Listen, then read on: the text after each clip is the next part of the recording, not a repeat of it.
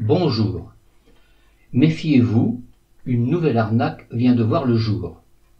Aujourd'hui, j'ai eu la surprise, en ouvrant ma page Facebook, de voir apparaître cette invite dans la ligne de messages qui s'affiche sur ma page d'accueil. Bien que je n'ai aucune appétence pour ce genre de prédiction, j'ai voulu voir de quoi il s'agissait. J'ai donc choisi de cliquer sur l'un des signes présents sur le cercle.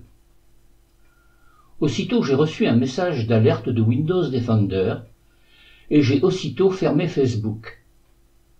J'ai démarré Malwarebytes pour m'assurer que je n'avais pas introduit de malware dans l'ordinateur.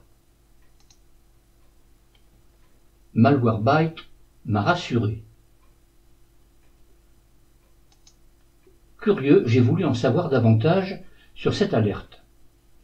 J'ai donc choisi à nouveau Facebook, mais cette fois-ci sur un ordinateur qui me sert uniquement à tenter des expériences un peu risquées.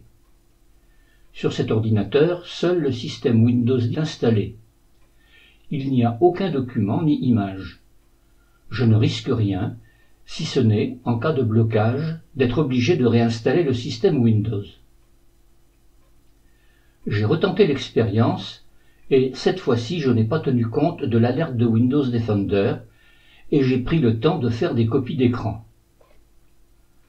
Voici le résultat de l'expérience.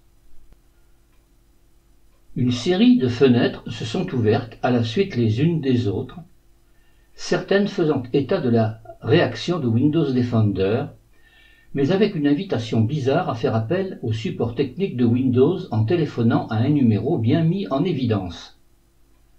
Un message vocal, avec un son violent, invitait également à faire appel au support technique. Bien sûr, je n'ai pas téléphoné. Bien que l'avertissement indiquait qu'il ne fallait pas éteindre l'appareil sous peine d'endommager l'appareil, j'ai coupé l'alimentation et j'ai redémarré l'ordinateur sans plus de dommages.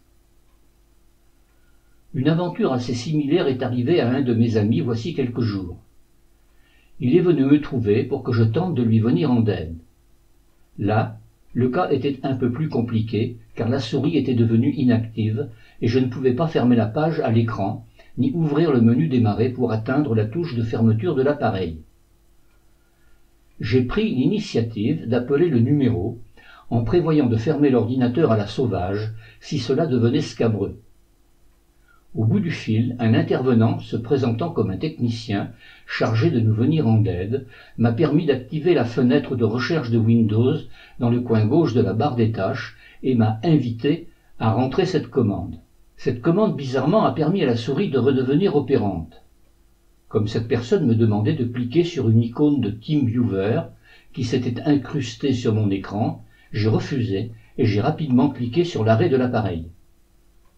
Au redémarrage, j'ai pu fermer la page internet où il était allé sur un site marchand dans le but de commander des lunettes de nuit.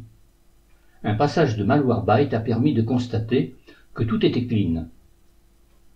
La morale de cette histoire est que personne n'est à l'abri de ce genre de déconvenus et qu'il est prudent d'avoir toujours des sauvegardes bien à jour pour le cas où il faudrait réinstaller le système d'exploitation en cas de blocage de l'ordinateur. Surtout, ne jamais se laisser convaincre de laisser le hacker prendre le contrôle de l'appareil.